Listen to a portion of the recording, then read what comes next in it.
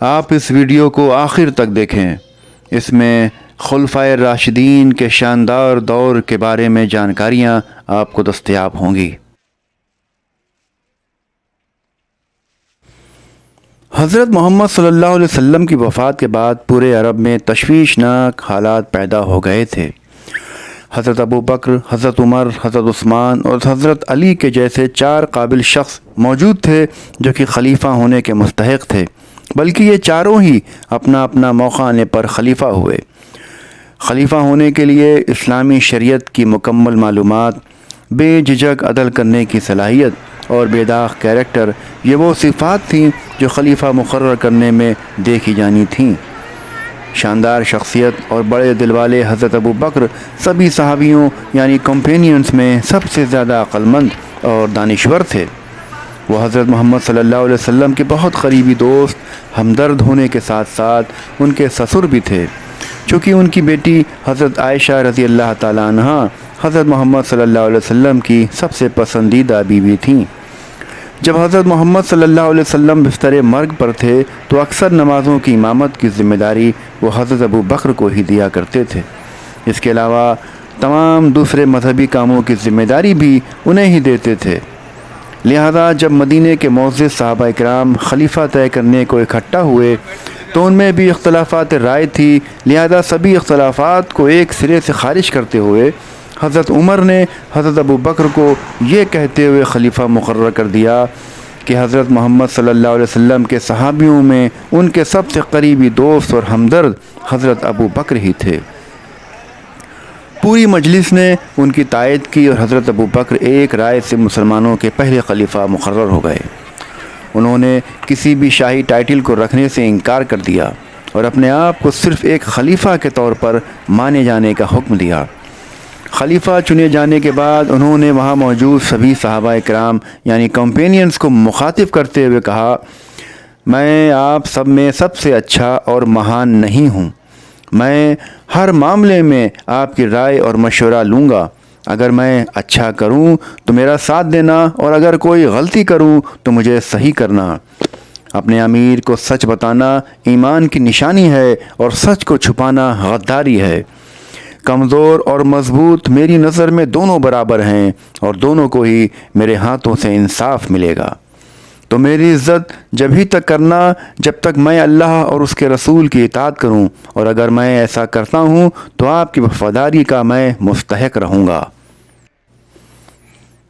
حضرت محمد صلی اللہ علیہ وسلم نے اپنی وفات سے فوراً پہلے حکم دیا تھا کہ ایک مسلمان سفیر کے قتل کے لیے شام کے خلاف ایک فوجی مہم بھیجی جائے۔ حضرت ابو بکر نے ان کی خواہش کی تکمیل کے لیے اس ملک کے خلاف لشکر بھیجا۔ اس وقت قسطنطنیہ کا شہنشاہ ہیراکلیس شام کا بادشاہ تھا۔ زمین کا وہ بڑا خوشحال اور زرخیز علاقہ مضبوط قلعہ بند قصبوں کی ایک ترتیب سا تھا۔ عرب کو خوراک اسی سرزمین سے حاصل ہوتی تھی۔ جب خلیفہ نے تمام مسلمانوں کو اس مہم میں شامل ہونے کا حکم دیا تو عرب کے مختلف علاقوں سے لوگ ہجوم کی شکل میں جمع ہو گئے۔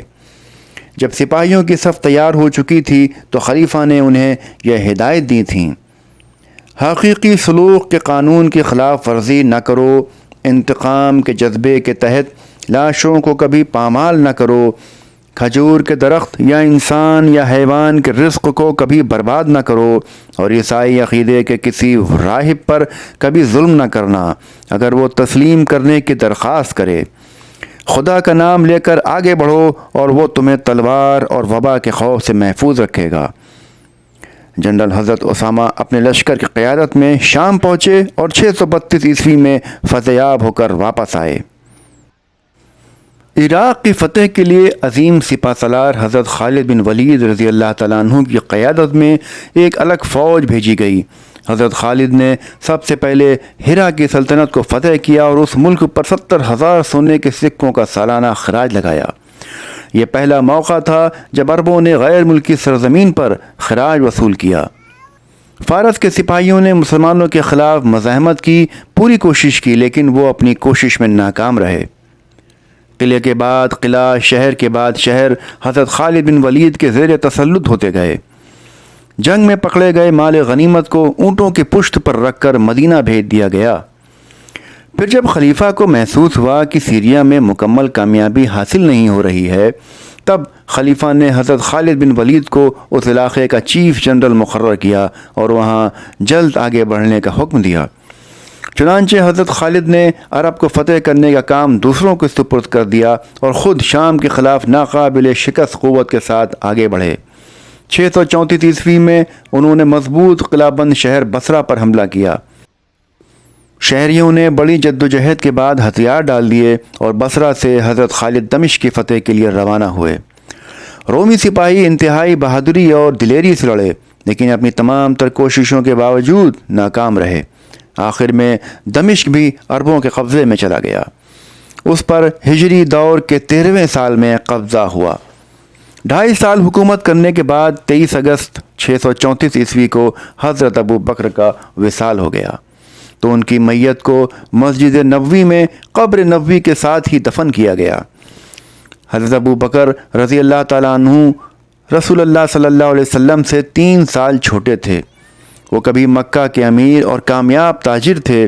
وہ نبی کریم صلی اللہ علیہ وسلم کے پہلے شاگرد تھے۔ وہ انتہائی متقی اور بہت سی خوبیوں سے مالا مال تھے۔ نبی صلی اللہ علیہ وسلم سے ان کا لگاؤ گہرا اور غیر متزلزل تھا۔ انہیں نبی صلی اللہ علیہ وسلم کے آسمانی رسول ہونے کے بارے میں کبھی شک نہیں تھا۔ نبی نے جو کچھ بھی کہا انہوں نے فوراً اسے مکمل سچائی کے طور پر قبول کر لیا۔ اسلام کی خاطر کوئی قربانی ایسی نہیں تھی جس سے گزرنے کے لیے وہ تیار نہ ہوں۔ مدینے کی طرف روانہ ہوتے وقت اپنی بے پناہ دولت میں سے تھوڑا سا حصہ ساتھ لے گئے، باقی سب مکہ میں ہی چھوڑ دیا۔ سب سے زیادہ خوفناک خطرے کے درمیان بھی انہوں نے پیغمبر صلی اللہ علیہ وسلم کے مقصد کی حمایت کی تھی، اور جبر و ستم کے باوجود انہوں نے کبھی نبی کا ساتھ نہیں چھوڑا تھا، جبکہ بہت سے دوسرے حبشہ کی طرف ہجرت کر گئے تھے۔ اگرچہ بذات خود کے کوئی عظیم فوجی رہنما نہیں تھے، لیکن وہ اپنی پیشتر لڑائیوں میں نبی صلی اللہ علیہ وسلم کے ساتھی تھے، اور زندگی اور طرز عمل کے ہر تفصیل میں انہوں نے قول و فعل میں نبی صلی اللہ علیہ وسلم کی پیروی کی۔ اسلام قبول کرنے سے پہلے انہوں نے قریش میں کافی اثر و رسوخ بنایا تھا، اور وہ اپنی ذہانت کی وجہ سے اہل مکہ کے لیے باعث عزت بن گئے تھے۔ نبی کریم صلی اللہ علیہ وسلم کی طرح وہ بھی انتہائی سادہ عادتوں میں مطمئن تھے۔ انہوں نے انتہائی مہارت اور مستعدی کے ساتھ انتظامیہ کے فرائض سر انجام دیے، اور عوام کی بھلائی ان کی کوششوں کا واحد مقصد تھا۔ اپنی وفات سے قبل حضرت ابو بکر نے حضرت عمر کو اپنا جانشین مقرر کرنے کی خواہش ظاہر کی تھی، تو حضرت عمر نے جواب دیا کہ مجھے اس خوفناک ذمہ داری سے بچاؤ، مجھے عہدہ نہیں چاہیے۔ اس پر حضرت ابو بکر نے دوبارہ ان سے کہا، آپ کو دفتر نہیں چاہیے، لیکن دفتر آپ کو چاہتا ہے۔ حضرت علی، حضرت عائشہ اور دیگر تمام لوگوں نے اس تجویز کو منظور کر لیا، اور انتخاب متفقہ طور پر ہوا۔ اسلام کا خاص عروج حضرت عمر کے دور سے ہوا۔ وہ کردار اور اخلاق کی مضبوطی میں اتنے ہی مضبوط تھے جتنا وہ ایک صالح منصف اور معاملات کے سب سے زیادہ جانکار آدمی تھے۔ فلسطین سے شمال کی طرف پھیلی خوبصورت سرزمین رومیوں میں سیریا اور عربوں میں شام کے نام سے مشہور تھی۔ میں نے پہلے بتایا تھا کہ حضرت ابو بکر نے سب سے پہلے شام کے خلاف فوج بھیجی تھی۔ رومی پھر سے اپنے لیے طاقت جمع کرنے لگے۔ اس وقت رومی سلطنت بہت وسیع اور طاقتور تھی، اور مسلمانوں کے وسائل ان کی طاقت کے مقابلے میں بالکل ناکافی معلوم ہوتے تھے۔ رومن شہنشاہ ہیراکلیس نے خود حملہ آوروں کا مقابلہ کیا اور ان کی تباہی کے لیے مختلف طریقے استعمال کیے۔ 2 مہینے تک لشکر بے صبری سے انتظار کرتے رہے، اور آخرکار حضرت عمر نے ولید کے بیٹے حضرت خالد کو شام کے خلاف مہم کی قیادت کرنے کے لیے بھیجا۔ 636 عیسوی میں جنگ یرموک میں رومیوں کو مکمل شکست ہوئی۔ جنرل حضرت خالد بن ولید نے بڑی تعداد میں رومی سپاہیوں کو موت کے گھاٹ اتار دیا تھا، اور کہا جاتا ہے کہ چند سپاہیوں کو دریا میں غرق کر دیا گیا تھا۔ حضرت عمر رضی اللہ تعالیٰ عنہ کو حضرت خالد کا یہ سخت مزاج پسند نہ آیا، چنانچہ آپ نے حضرت خالد کو سربراہی سے برطرف کر کے ان کی جگہ ابو عبیدہ کو مقرر کیا۔ ابو عبیدہ کی قیادت میں لڑتے ہوئے حضرت خالد نے حلب، دمشق اور دیگر شہروں اور علاقوں کو فتح کیا اور ان پر قبضہ کر لیا۔ آخر کار مسلمانوں نے انطاکیہ کے خلاف پیش قدمی کی، جو مشرق میں رومی سلطنت کا دارالحکومت تھا۔ یہاں بھی رومیوں کو شکست ہوئی اور اس کے بعد مسلمانوں کی فوج نے حضرت عمرو کی قیادت میں فلسطین کو فتح کیا۔ اس جگہ کا رومی گورنر ایک بڑی فوج کے ساتھ یروشلم کے مصافات میں پہنچا، لیکن رومیوں کو دوبارہ شکست ہوئی اور انہوں نے یروشلم میں پناہ لی۔ یروشلم کے چیف پادری امن کے لیے تیار ہو گئے، لیکن اس نے خلیفہ کے علاوہ شہر کو کسی اور کے سپرد کرنے سے انکار کر دیا۔ چنانچہ حضرت عمر اکیلے اور بغیر دکھاوے کے سبیہ نامی جگہ پہنچے۔ وہاں ان کی ملاقات یروشلم کے سردار پادری کے بھیجے ہوئے نمائندوں سے ہوئی۔ حضرت عمر نے انہیں مذہبی عبادات کی مکمل آزادی دی اور ساتھ ہی معمولی کرایہ ادا کرنے کی شرط پر ان کے گرجا گھروں کو بحال کر دیا۔ 638 عیسوی میں رومیوں نے دوبارہ جنگ کی تیاری کی۔ ہیراکلس نے ایک بار پھر شام کے خلاف ایک بڑی فوج بھیجی اور ایک بار پھر مسلمانوں کے ہاتھوں وہ شکست کھا گئی۔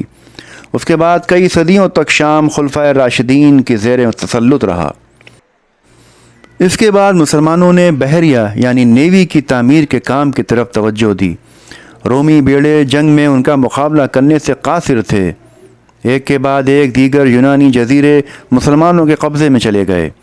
رومیوں کو اس وقت مصر سے اچھی خاصی مدد ملی تھی جب شام پر حملہ کیا گیا تھا۔ چنانچہ حضرت عمر نے جنرل عمرو کی قیادت میں مصر کے خلاف ایک مہم بھیجی۔ مقامی باشندے رومیوں کے طرز عمل اور کردار سے مطمئن نہیں تھے اور وہ انقلاب کا بے تابی سے انتظار کر رہے تھے۔ رومیوں نے مصر چھوڑ کر اسکندریہ کے قلعے میں پناہ لی۔ کچھ عرصے تک جاری رہنے والے محاصرے کے بعد مصر اسکندریہ یعنی الیگزینڈریا کے علاوہ حبشہ کی سرحد تک پھیلا ہوا علاقہ 640 عیسوی میں مسلمانوں کے زیر تسلط آ گیا۔ مسلمانوں نے اس صوبے کی زرعی اور کھیتی کی آبادی یعنی کسانوں کے ساتھ انتہائی نرمی کا برتاؤ کیا۔ مسلمانوں نے ان کی زمینوں پر قبضہ کرنے کے بجائے پانی کی فراہمی اور نکاسی کا مناسب انتظام کیا اور بحر روم یعنی میڈیٹرینین اور بحر احمر یعنی ریڈ سی کو ملانے والی نہر کی دوبارہ کھدائی کی۔ پہلے زمانے میں دریائے نیل سے بحر احمر کی سرحد تک ایک تنگ نالہ ہوتا تھا۔ 3 صدی عیسوی تک یہ چینل قابل آمد و رفت تھا، لیکن رفتہ رفتہ یہ تنگ ہو گیا اور نیویگیشن کے لیے نااہل ہو گیا۔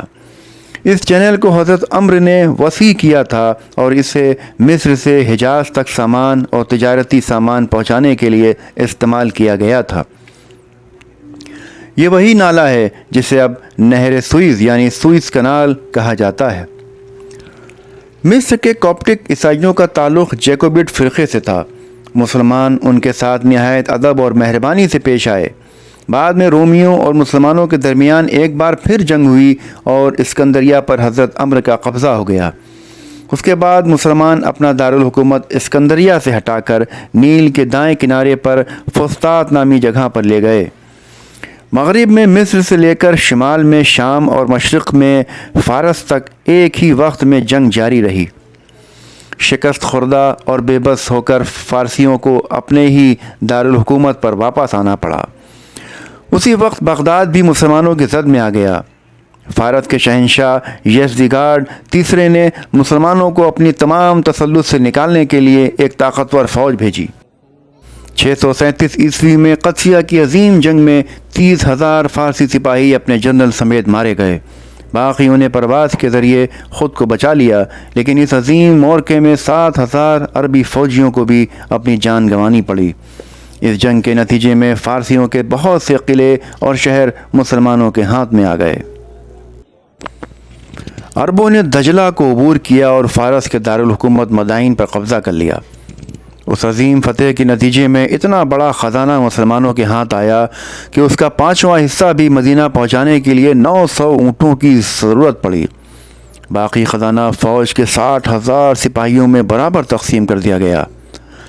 اس طرح کی تقسیم کے نتیجے میں ہر ایک سپاہی کے حصے میں 1200 درہم چاندی ملی۔ مدائن فوج کی صحت کے لیے ناگوار ثابت ہوا۔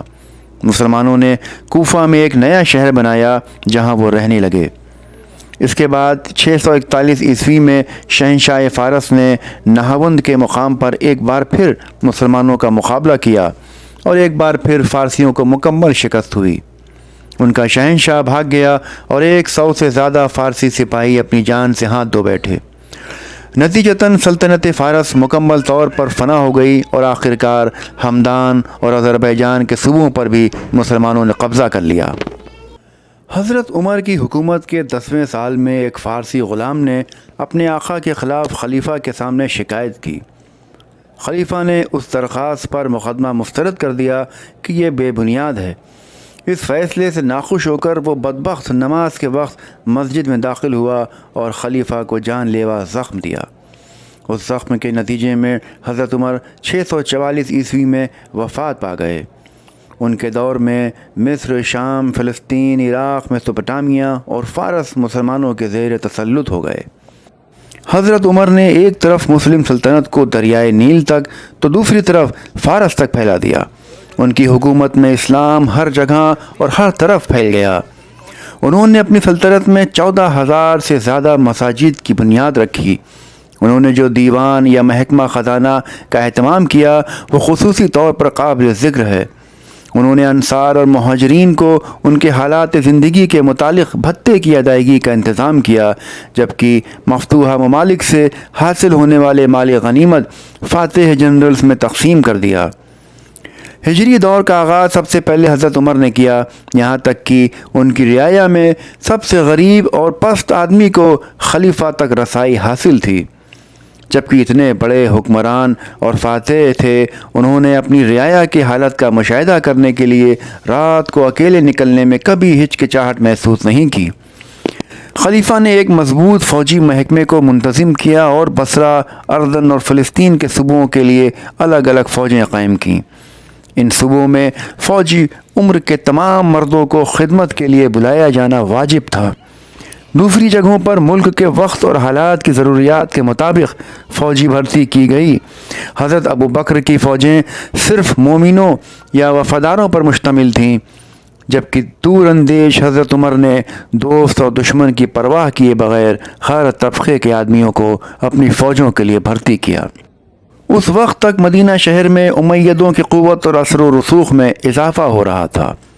نبی کریم صلی اللہ علیہ وسلم کی وفات کے بعد سے وہ ہاشمی خاندان کو بری نظر سے دیکھتے تھے، بالخصوص ان کی کوششوں کا رخ ہمیشہ خلافت کے حصول کی طرف رہا۔ چنانچہ حضرت عمر رضی اللہ تعالیٰ عنہ کی وفات کے بعد نئے خلیفہ کے انتخاب کے بارے میں کئی دنوں تک جھگڑے ہوتے رہے۔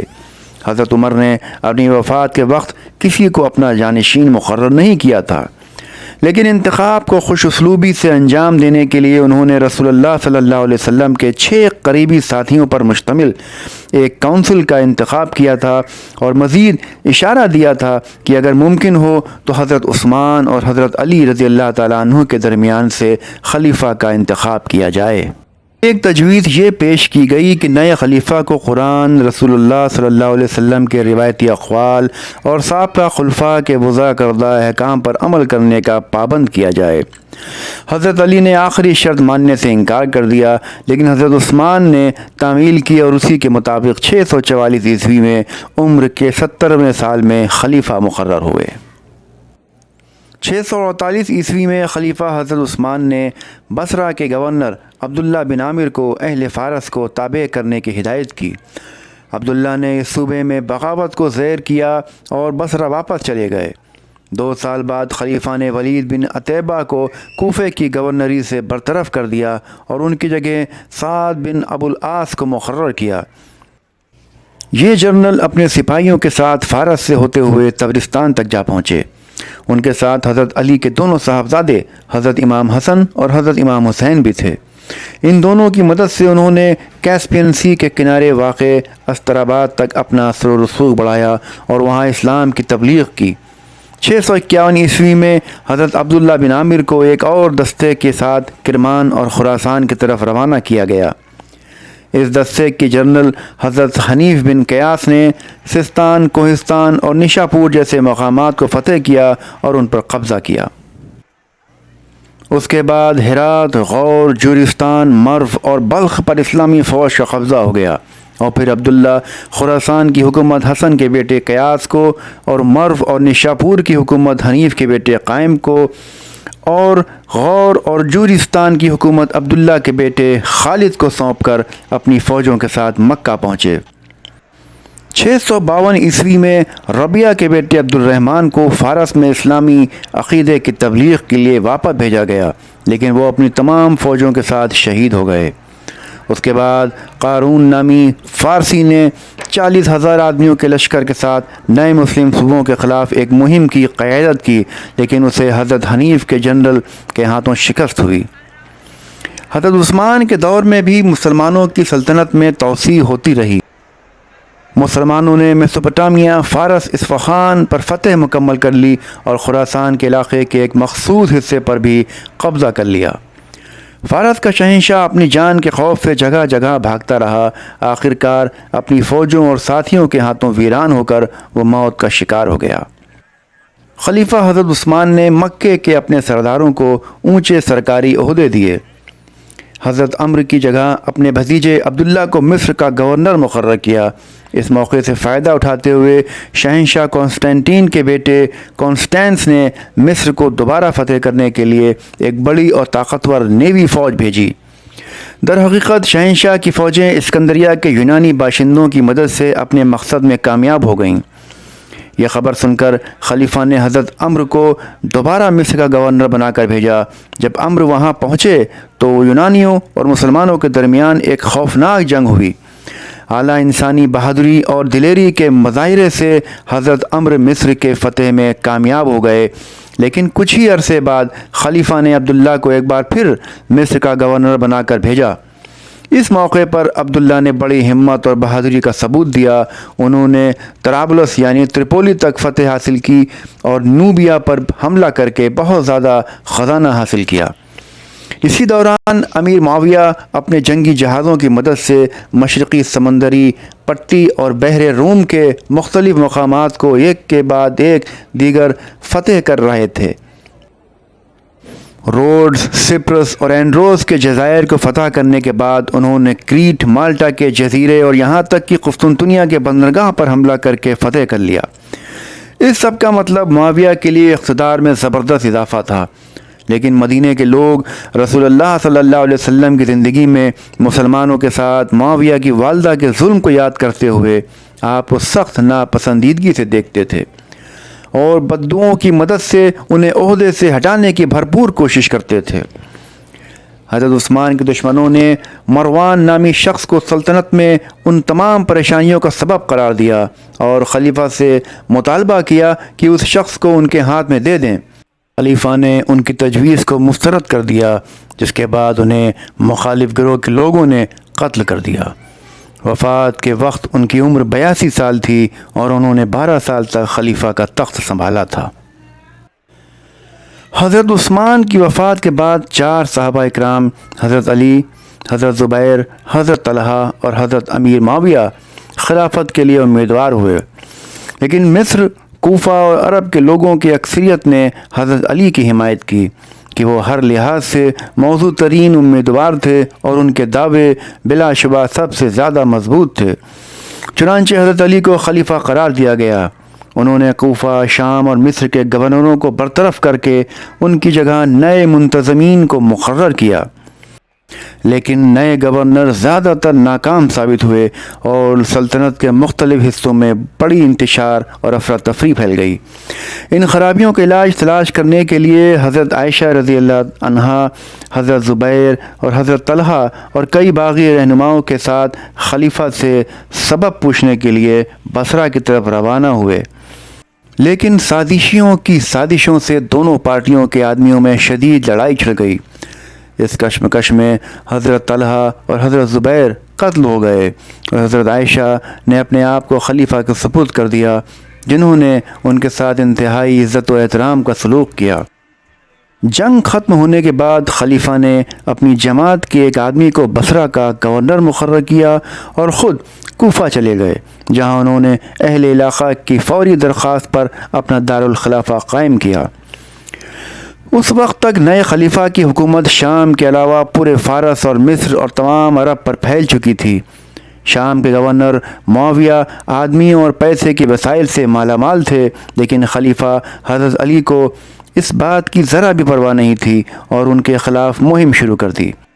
معاویہ کو جنگ میں شکست ہوئی اور انہوں نے سمجھوتا کرنا چاہا، لیکن مختلف وجوہات کی بنا پر امن قائم نہ ہو سکا۔ تاہم خلیفہ کسی ساتھی مومن کا خون بہانے کو تیار نہیں تھے اور اس لیے شام سے اپنے قدم واپس لے لیے۔ اس کے بعد 660 عیسوی میں خلیفہ اور معاویہ کے درمیان صلح ہو گئی اور مسلم سلطنت دو حصوں میں تقسیم ہو گئی، مشرقی اور مغربی۔ ان میں سے ایک حصہ حضرت علی کے قبضے میں رہا، جبکہ معاویہ نے ایک لشکر مصر بھیجا اور اسے اپنے زیر تسلط کر لیا۔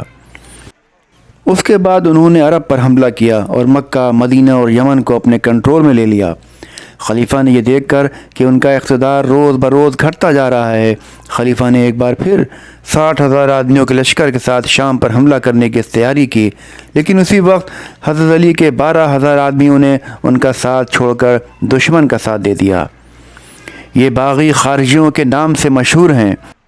خارجیوں نے یہ تسلیم نہیں کیا کہ خلیفہ کا انتخاب قریش ہی میں سے ہو سکتا ہے، بلکہ ان کا ماننا تھا کہ اس اعزاز کا حقدار کوئی بھی ہو سکتا ہے جو اس اعلیٰ عہدے کے ذمہ داریاں مناسب طریقے سے اور دانش مندی کے ساتھ ادا کر سکے۔ خارجی اسلام کے انتہا پسند تھے۔ وہ افریقہ کے اندرونی علاقوں میں بہت دور تک گھس گئے اور جنگی بربر قبائل کو اپنی زد میں لے آئے۔ 661 عیسوی میں انہوں نے معاویہ، حضرت عمرو اور حضرت علی کو قتل کرنے کی سازش کی۔ اس سازش کے نتیجے میں حضرت علی مسجد میں نماز پڑھتے ہوئے شدید زخمی کر دیے گئے۔ وہ صرف 3 دن کے مختصر مدت کے لیے زندہ رہے۔ حضرت علی کی زندگی کا خاتمہ ان کی عمر کے 63ویں سال یعنی 26 جنوری 661 عیسوی میں ہوا، جب آپ نے صرف 5 سال تک خلیفہ کی حیثیت سے حکومت کی تھی۔ ان کا مقبرہ کوفہ سے 5 میل کے فاصلے پر نجف نامی جگہ پر موجود ہے اور اس کا شمار اسلام کے مقدس مقامات میں ہوتا ہے۔ حضرت علی رضی اللہ تعالیٰ عنہ تعلیم کو آگے بڑھانے میں سب سے زیادہ سرگرم تھے۔ مدینہ میں انہوں نے خود مسجد میں منطق، فلسفہ، قرآن کی تفسیر اور اسلام کے قوانین پر خوب لیکچر دیے۔ وہ نرم مزاج اور نرم دل تھے اور غریبوں اور مصیبت زدہ لوگوں کی مدد کرنے میں ہمیشہ آگے رہتے تھے۔ لوگوں نے ان کے نرم اور درگزر کرنے والے مزاج کا فائدہ اٹھا کر اپنے مذموم مفادات کو آگے بڑھایا۔ حضرت علی رضی اللہ تعالیٰ عنہ ان 10 میں سے تھے جن کو رسول اللہ صلی اللہ علیہ وسلم نے سب سے پہلے جنت کی خوشخبری سنائی تھی۔ وہ ان 6 اہم صحابہ میں سے بھی تھے جن کا ذکر حضرت محمد صلی اللہ علیہ وسلم نے بستر مرگ پر کیا تھا۔ انہوں نے بدر، احد، خندق اور تبوک کے علاوہ تقریباً تمام غزوات میں نبی صلی اللہ علیہ وسلم کا ساتھ دیا تھا۔ جنگ تبوک کے وقت رسول اللہ صلی اللہ علیہ وسلم کی غیر موجودگی میں انہیں مدینے کی حکومت سونپی گئی تھی۔ یہ حضرت علی ہی تھے جنہوں نے سب سے پہلے حضرت عمر کو ہجرت سے اسلامی دور کا آغاز شروع کرنے کا مشورہ دیا۔ پیغمبر اسلام کے بارے میں روایتی اقوال میں سے 586 حضرت علی سے منقول ہیں اور ان میں سے 44 کو بخاری و مسلم جیسے مفسرین نے مستند اور ناقابل تلافی قرار دیا ہے۔ وہ بہت پرہیزگار تھے اور اپنا مال غریبوں میں تقسیم کرتے تھے۔ زمین اور اس کی لذتیں ان کے لیے کوئی کشش نہیں رکھتی تھیں اور موت کے وقت انہوں نے اپنی کل دولت صرف 600 درہم چھوڑی تھی۔ حضرت علی کی وفات کے بعد ان کے بڑے بیٹے حضرت امام حسن کو کوفے اور آس پاس کے علاقوں کے لوگوں نے خلیفہ منتخب کیا۔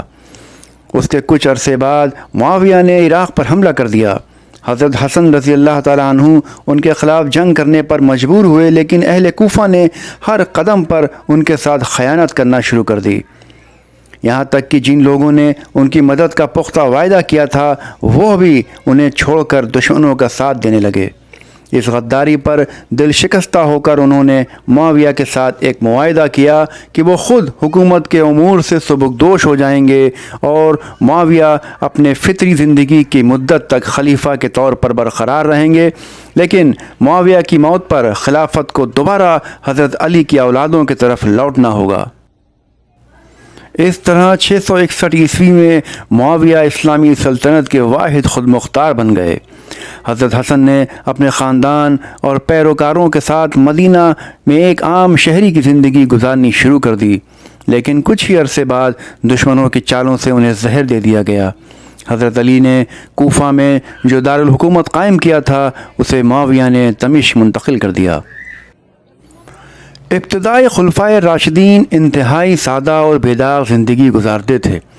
اس موضوع پر البیان سے درج ذیل اقوال کا حوالہ دیا جا سکتا ہے۔ پوری دنیا میں متفقہ طور پر اس بات کا اعتراف کرتی ہے کہ خلفائے راشدین ایک وسیع سلطنت کے مالک ہونے کے باوجود غریب اور سادہ لوح درویشوں کی عاجزانہ زندگی بسر کرتے تھے۔ ان کے پاس رہائش کے لیے نہ کوئی محل تھا اور نہ ہی کوئی شاندار کوٹھی اور نہ ہی بڑے بڑے کمروں کا عالیشان مکان جو ان کی رہائش گاہ کے طور پر کام کرتا تھا۔ ان کے گھر کسی بھی طرح سے عام طبقے کے گھروں سے زیادہ آرام دہ نہیں تھے، جبکہ ان کے لباس اور زندگی کے بیرونی آلات میں وہ ملک کے عام لوگوں سے ممتاز تھے۔ وہ اکثر انتہائی غربت کے حالات میں رہتے تھے۔ خلیفہ حضرت عمر جو لباس پہنا کرتے تھے وہ کئی جگہوں پر پابند لگا ہوا تھا۔ ان کے دروازوں پر کوئی سیکیورٹی نہیں تھی اور نہ ہی وہ رتھوں پر سوار ہو کر اور شان و شوکت کے ساتھ سفر کرتے تھے۔ عام لوگوں کی طرح وہ ہر جگہ پیدل ہی جاتے اور اپنا کام خود کرنے میں انہوں نے کبھی ذلت محسوس نہیں کی۔ وہ سب کے لیے قابل رسائی تھے اور ہر ایک کو شکایت کرنے کے لیے ان سے ذاتی طور پر رابطہ کرنے کا حق تھا۔ اپنے گھریلو اخراجات کو پورا کرنے کے لیے وہ عوام کے فنڈ سے صرف 30 درہم کے مخلص ماہانہ وظیفے کے حقدار تھے۔ خود مختاری کے انتظامی فرائض کی انجام دہی کے بعد وہ راتوں کو نمازوں میں مشغول رہتے اور اپنے آپ کو آخرت کے لیے تیار کرتے۔ صبر، پاکیزگی، قربانی، محبت اور معاف کرنے والے مزاج میں وہ سب کے لیے نمونہ تھے۔ انہوں نے ہر ایک کو آزادانہ طور پر اپنے اعمال پر تنقید کرنے کا حق تسلیم کیا اور وہ اپنی رعایا کے غریب معمولی لوگوں کو پریشان کرنے یا قید کرنے سے پرہیز کرتے تھے۔ ایک تاریک رات حضرت عمر مدینے کی گلیوں میں چل رہے تھے۔ غیر ارادی طور پر اندھیرے میں راہ میں بیٹھے ایک آدمی کے پیر پر ان کا پیر پڑ گیا۔ پھر اس آدمی نے پکارا، کیا تم اندھے ہو؟ کیا تمہیں نظر نہیں آ رہا؟ حضرت عمر نے فوراً معافی مانگی اور التجا کی کہ میں اندھیرے میں نہیں دیکھ سکا۔ اس شخص نے خلیفہ کو پہچان لیا اور اپنی غلطی پر افسوس کا اظہار کیا، لیکن حضرت عمر نے اسے روکا اور فرمایا کہ نہیں، تم ٹھیک کہتے ہو، قصور واقعی میرا ہے۔ ایک اور موقع پر حضرت عمر شام کے سفر پر روانہ ہوئے۔ راستے میں گزارے کے لیے لکڑی کے برتن میں تھوڑا سا جو رکھا اور سفر کی سہولیت کے لیے ان کے پاس ایک اونٹ تھا۔ ان کے پاس ایک ہی نوکر تھا۔ بعض اوقات خلیفہ جانور پر سوار ہوتے اور خادم رسی پکڑ کر رہنمائی کرتا، جبکہ بعض اوقات خادم سواری کرتا اور خلیفہ رسی سے جانور کی رہنمائی کرتے۔ جہاں بھی انہیں اپنے اہلکاروں کی شکایتیں ملتیں وہ فوراً رک جاتے اور فوری درستگی کا بندوبست کرتے۔ اپنی منزل پر پہنچنے پر فوج نے اللہ اکبر کے نعروں سے ان کا استقبال کیا۔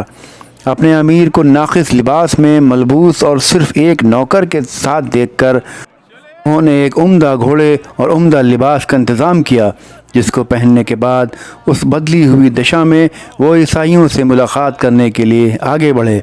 لیکن کچھ دور آگے بڑھنے کے بعد گھوڑے سے نیچے اترے اور کہا کہ میرا پھٹا ہوا اور گنجلا ہوا لباس مجھے واپس دے دو۔